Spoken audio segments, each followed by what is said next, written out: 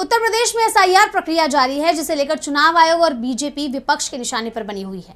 और अब सपा प्रमुख अखिलेश यादव ने एक बार फिर बीजेपी और चुनाव आयोग पर हमला बोला है। उन्होंने एसआईआर में पिछड़े, दलित और आदिवासियों का नाम कटने के आरोप लगाने के साथ साथ सुप्रीम कोर्ट की तरफ रुख करने का भी फैसला किया है। क्या है पूरी खबर, देखिए इस रिपोर्ट में।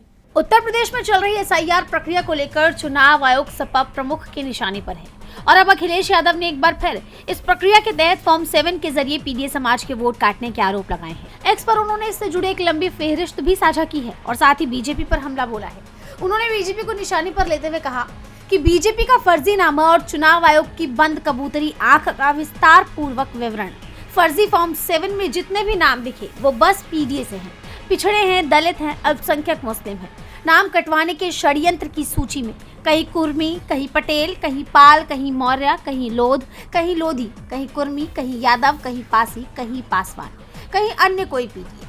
अखिलेश ने दावा किया कि ये सूची और भी लंबी हो सकती है। उन्होंने आरोप लगाया कि पंचायत चुनाव को आरक्षण के नाम पर फंसाकर बीजेपी सरकार इसलिए टाल रही है क्योंकि वो जानती है कि गांव-गांव तक जनता उनके विरुद्ध वोट डालने के लिए तैयार बैठी है और बीजेपी हजार घपले घोटाले के बावजूद जीतने की स्थिति में नहीं है। ये सरकार न जनगणना कर रही है, न जाति गिन रही है।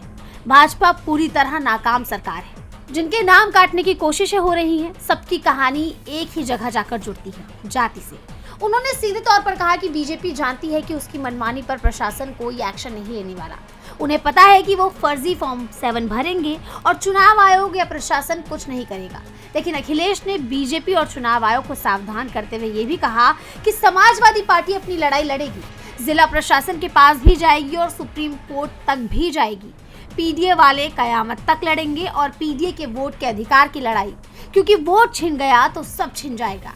पीडीए प्रहरी सावधान रहे और वोट कटने वाले हर पीड़ित की सहायता करें, निगरानी बढ़ा दें और अपना नारा याद रखें, एक भी वोट न कटने पाए, एक भी वोट न घटने पाए। वहीं अब अखिलेश के इस बयान के बाद माना जा रहा है कि अगर फॉर्म 7 के जरिए लोगों के वोट काटे जाने का सिलसिला नहीं थमा तो जल्द ही सपा भी एसआईआर को लेकर सुप्रीम कोर्ट पहुंच सकती है। डीबी लाइव उत्तर प्रदेश की रिपोर्ट।